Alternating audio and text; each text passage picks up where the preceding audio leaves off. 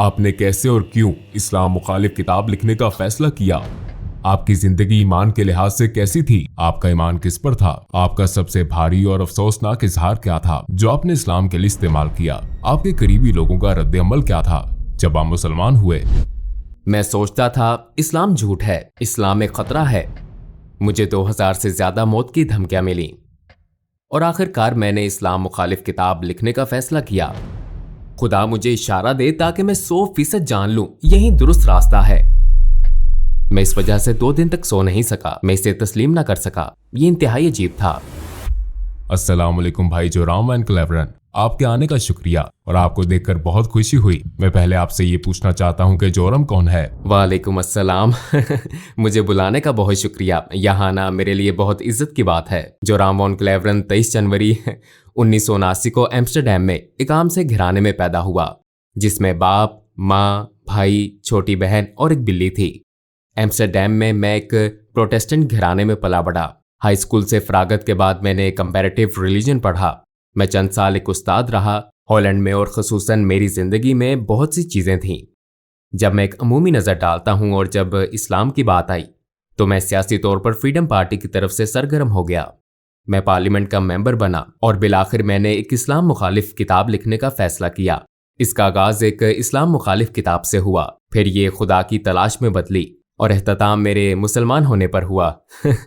आपकी जिंदगी ईमान के लिहाज से कैसी थी? आपका किस पर ईमान था? मुसलमान होने से पहले मैं इस्लाही चर्च से एक प्रोटेस्टेंट ईसाई था। हम बाइबल पढ़ते थे, हम सबके नाम बाइबल से थे, हम सबका बपतिस्मा हुआ था, हम चर्च जाते थे वगैरह वगैरह। यानी हम इस लिहाज से काफी हद तक ईसाई थे।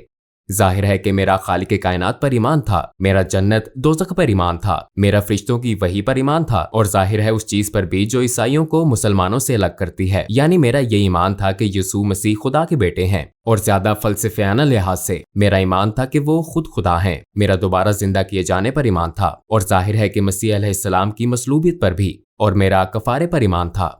लेकिन ट्रिनिटी एक इंतहाई पेचीदा तस्वुर है। ख्वाह आप माने या नहीं, ये वाकई बहुत पेचीदा है क्योंकि बाइबल में खुदा के बारे में कहा गया है कि खुदा लाफानी है। लेकिन अगर आप लाफानी हैं लेकिन फिर भी आप मर जाते हैं तो आप बैक वक्त लाफानी और फानी नहीं हो सकते।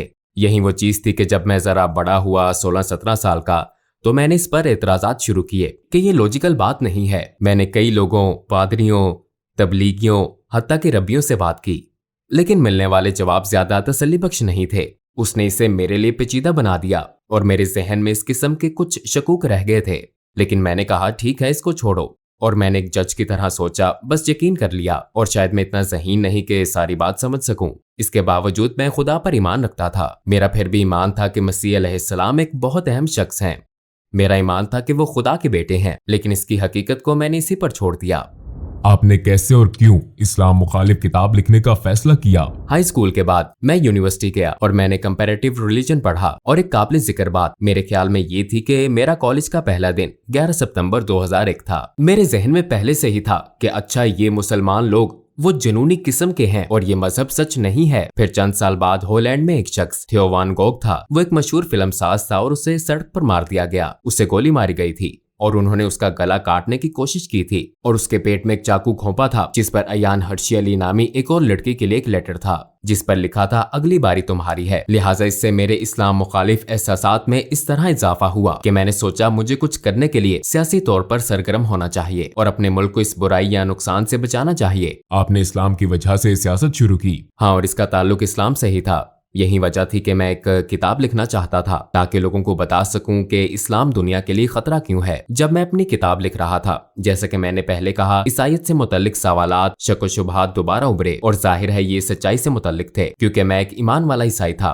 और मेरे ईसाईयत के सवालात को बिलाखिर इस्लामी अंदाज में जवाब मिला। क्योंकि जाहिर है जब मैंने किताब लिखनी शुरू की तो बहुत से लोगों का ख्याल था कि ये कोई सियासी किताब है, लेकिन ये सियासी इतनी नहीं थी। ये एक मजहबी किताब थी क्योंकि मैं लोगों को बताना चाहता था कि इस्लाम एक खतरनाक मजहब क्यों है, और मैंने इसे एक ईसाई नुक्ता नजर से लिखा था। लिहाजा आगाज में मैंने ईसाईयत में खुदा के तसव्वुर और इस्लामी तसव्वुर के दरमियान मवाजना शुरू किया। लेकिन चूंकि मुझे ट्रिनिटी के बारे में ये शकूक थे और मुझे इस्लाम में तौहीद यानी खुदा का एक होना नजर आया, हाँ ये ज्यादा माकूल बात लगती है। और फिर मैंने सोचा ठीक है, मैंने बाइबल दोबारा पढ़ी ताकि अपना ईमान ताजा करूं कि इस्लाम में तौहीद का तसव्वुर ईसाई तसव्वुर क्यों नहीं है। लेकिन जब मैं पुराना ओहदनामा पढ़ रहा था और मैंने देखा कि पुराने ओहदनामे में पैगंबर ने कहा था एक खुदा एक खुदा एक खुदा, और फिर मैंने सोचा ठीक है, मैं नए ओहदनामे में सिर्फ यीशु मसीह के अल्फाज देखूंगा। और फिर मुझे नए ओहदनामे में ये कहानी मिली। एक शख्स मसीह अलैहिस्सलाम के पास आया और पूछा, जिंदगी में अहम तरीन चीज क्या है, मैं जन्नत कैसे पा सकता हूँ? उन्होंने जवाब दिया, 2 चीजें हैं। ऐ इसराइल, तुम्हारा खुदा एक है, अपने पड़ोसी के साथ ऐसा सलूक करो जो तुम अपने साथ चाहते हो। तो मैंने सोचा अच्छा, यीशु मसीह भी यही बात कर रहे हैं। ऐ इसराइल, तुम्हारा खुदा एक है। लिहाजा मैंने सोचा कि खुदा का ये मुकम्मल मुसलमान तसव्वुर ज्यादा माकूल लगता है, और ये वही तसव्वुर है जो मुझे पुराने और नए ओहदनामे में मिला था। और मैंने जाना कि ईसाईयत बतौर मजहब कुछ और सिखाती है, लेकिन ये खुदा का वो तसव्वुर नहीं है जो मुझे बाइबल में मिला। चनाचे कई हफ्तों के मुताले, हर किस्म की किताबें पढ़ने फिर दोबारा पढ़ने के बाद मैंने सोचा ठीक है, शायद खुदा की यकताई ही वो चीज है जो हक है। तो इस तरह इसका आगाज हुआ।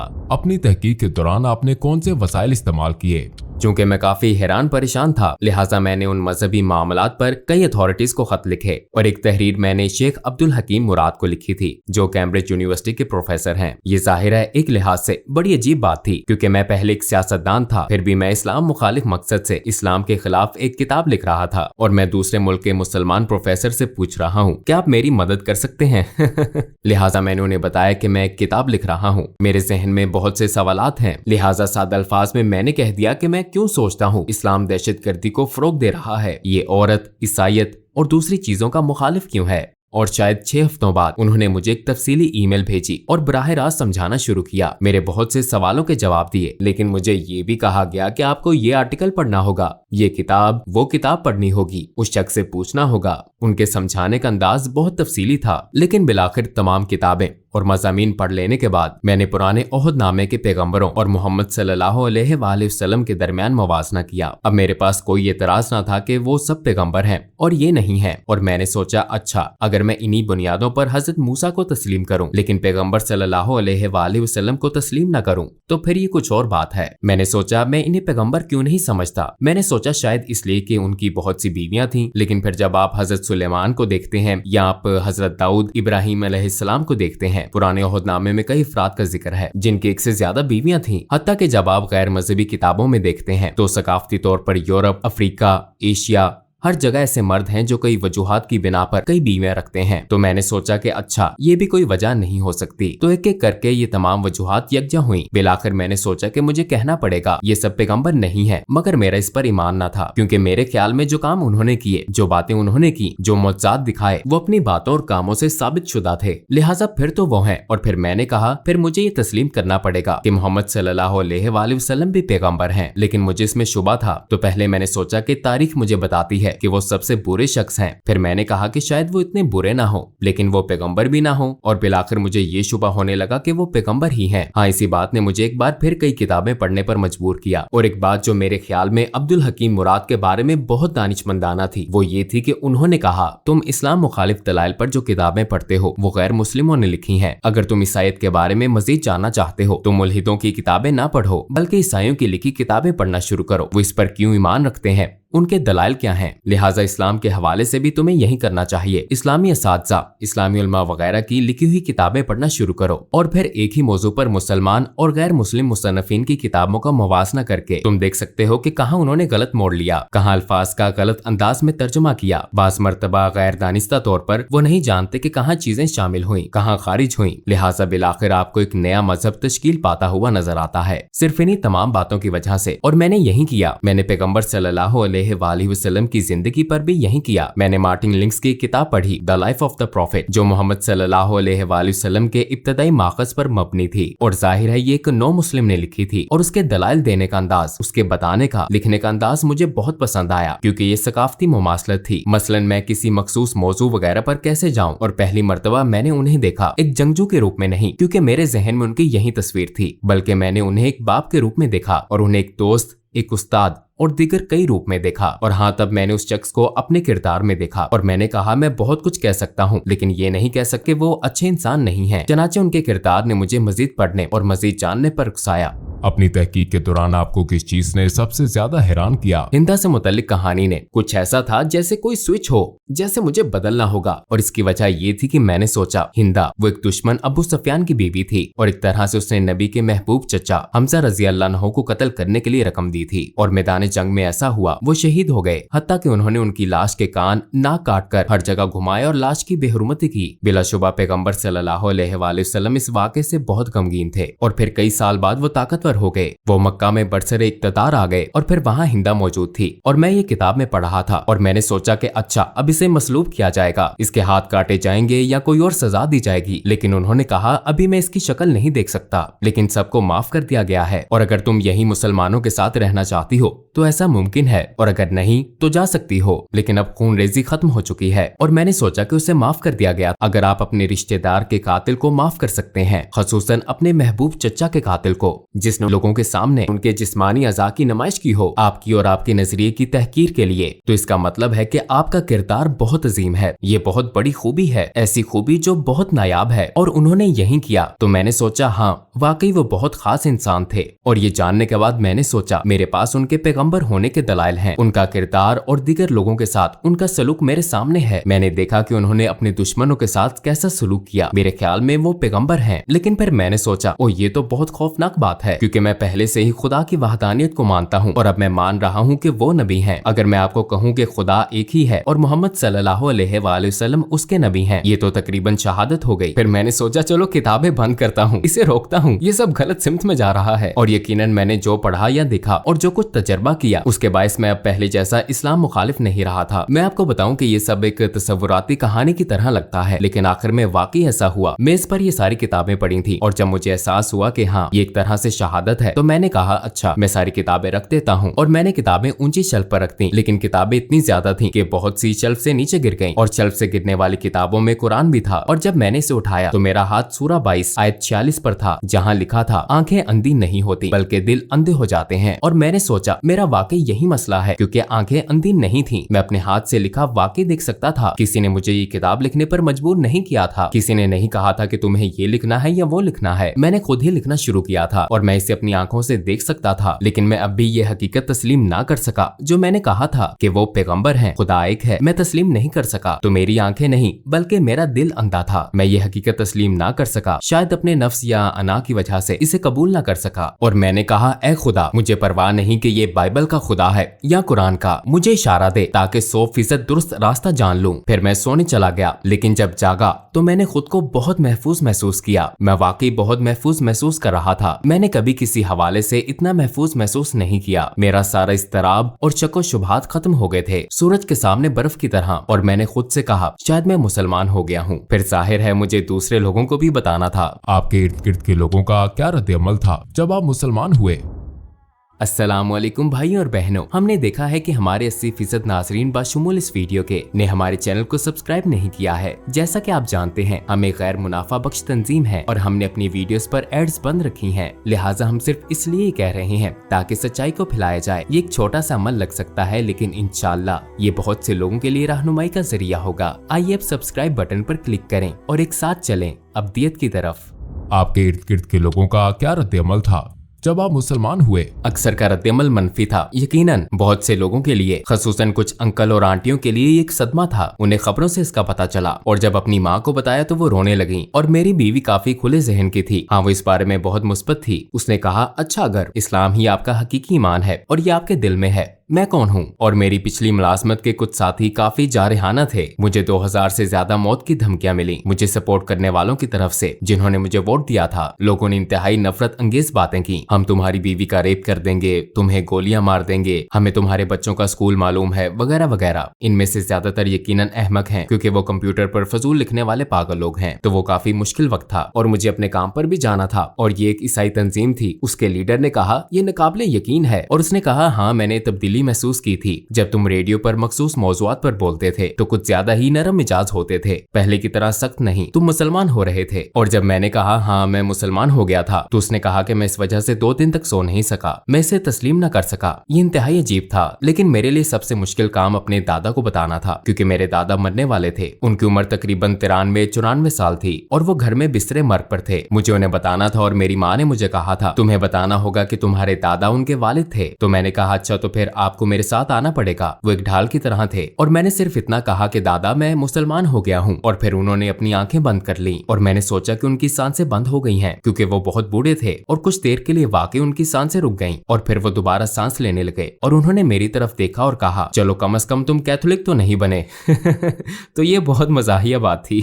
और आखिरी बात रेडियो में मेरे पुराने बॉस ने कहा अच्छा हमें क्या मालूम कि कल को तुम हिंदू या कुछ और बन जाओ। तो मैंने उससे कहा कि मैंने कभी मजहब मुंतखब नहीं किया, ऐसा एक ही बार हुआ जब मैं मुसलमान हुआ था। इससे पहले मैंने अपना मजहब मुंतखब नहीं किया था। मैं एक ईसाई घराने में पैदा हुआ, मेरी परवरिश एक ईसाई तरीके से हुई और मैं बहुत मशकूर हूँ उन तमाम अच्छी चीजों के लिए जो इससे मुझे मिली। लेकिन ये मेरा फैसला नहीं था और सिर्फ एक बार जब मैंने फैसला किया तो वो मेरा मुसलमान होने का फैसला था। और ये सबसे ज्यादा, जैसा मैंने कहा, मुझे लगता है ये मेरा सबसे अहम फैसला था और मेरा सबसे अक्लमंदाना फैसला था। मैंने कभी एक फैसला करने में साल नहीं लगाए सिवाय मुसलमान होने के। जब आपने अपनी पहली नमाज पढ़ी तो कैसा लगा? यकीनन ये एक खूबसूरत लम्हा था, लेकिन बहुत अजीब भी था क्योंकि ईसाईयत में आपको इस तरह इबादत करने की आदत नहीं होती। आप हाथ जोड़कर इबादत करते हैं और शायद घुटनों के बल अपने हाथ वगैरह के सामने बैठकर। लेकिन मुझे ये बहुत खूबसूरत लगता है कि आप वाकई सजदा करते हैं, आप वाकई अपने रब के आगे निहायत आजिजी से झुकते हैं। तो मेरे ख्याल में ये बहुत आजिजाना और खूबसूरत अदा है और हाँ इससे मुझे बहुत खुशी महसूस हुई। आपको 3 सबसे बड़े किन चैलेंजेस का सामना हुआ जब आपने इस्लाम कबूल किया? यकीनन मुसलमान बनना एक बहुत बड़ा चैलेंज था क्योंकि मुझे अपने पूरे खानदान को भी बताना था और ये एक बहुत बड़ा चैलेंज था ये सोचना कि मुसलमान बनना बहुत मुश्किल होगा क्योंकि खुसूसन एक प्रोटेस्टेंट ईसाई के तौर पर मजहबी लिहाज से आपको बहुत ज्यादा चीजें नहीं करनी पड़ती, लेकिन बतौर मुसलमान अमली तौर पर दिन में 5 वक्त की नमाज जरूरी है, खाना एक खास तरीके से खाना जरूरी है, एक खास अंदाज से सोचना जरूरी है, आपके लिए हर लम्हा बेहतरीन रहना जरूरी है अपने खालिक से ताल्लुक के बायस और इस हकीकत की वजह से कि आपको दिन में 5 वक्त नमाज अदा करनी है। ये एक तरह से खालिक की मुस्तकिल याद दहानी है। तो ये आपको एक ईसाई के मुकाबले में इस हकीकत से कहीं ज्यादा आगाह रखता है कि आपका एक रब है। ये मेरा तजर्बा है और मैं सोचता ओ आज 5 वक्त की नमाज पढ़ना मैं नहीं कर सकता, मुझे करना है। तो इस चीज ने सोच मुश्किल बना दी, लेकिन मेरे मुसलमान होने के बाद ये बिल्कुल मुश्किल नहीं था।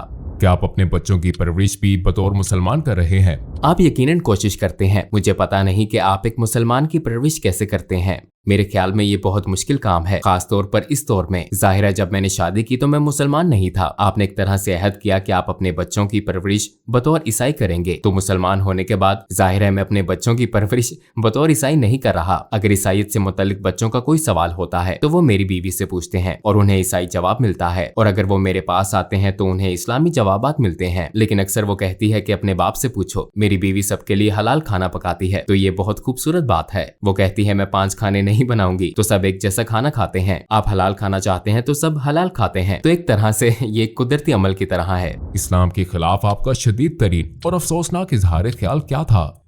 मेरे ख्याल में इस्लाम एक झूठ है, क्योंकि ये बात मैं अक्सर कहता था इस्लाम झूठ है और कुरान जहर है। लेकिन जब मैं कहता था कि इस्लाम एक झूठ है तो इससे मेरी मुराद थी कि सारा मजहब और उससे मुंसलिक हर चीज। तो ये एक तरह से जहालत का आला तरीन दर्जा था।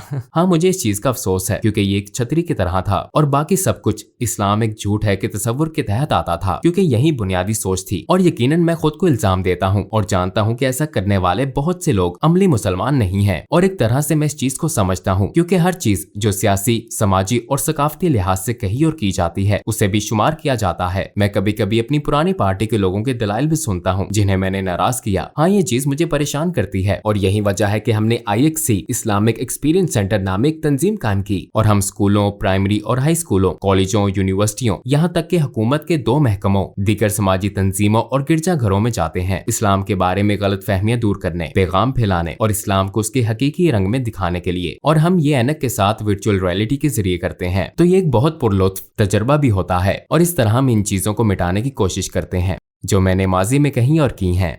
लोगों को इस्लाम के बारे में कैसे तहकीक करनी चाहिए? क्या आप सिर्फ गूगल सर्च का मशवरा देते हैं? नहीं, मैं यकीनन गूगल का मशवरा नहीं दूंगा। मैं कभी इसका मशवरा नहीं दूंगा। मैं कहूंगा कि कंप्यूटर बंद कर दो। नहीं, मेरे ख्याल में ये बहुत जरूरी है कि लोग किताबें पढ़ें, असली सफात वाली किताबें। मैं मशवरा दूंगा मार्टिन लिंक्स की किताब Muhammad his life based on the earliest sources पढ़ें।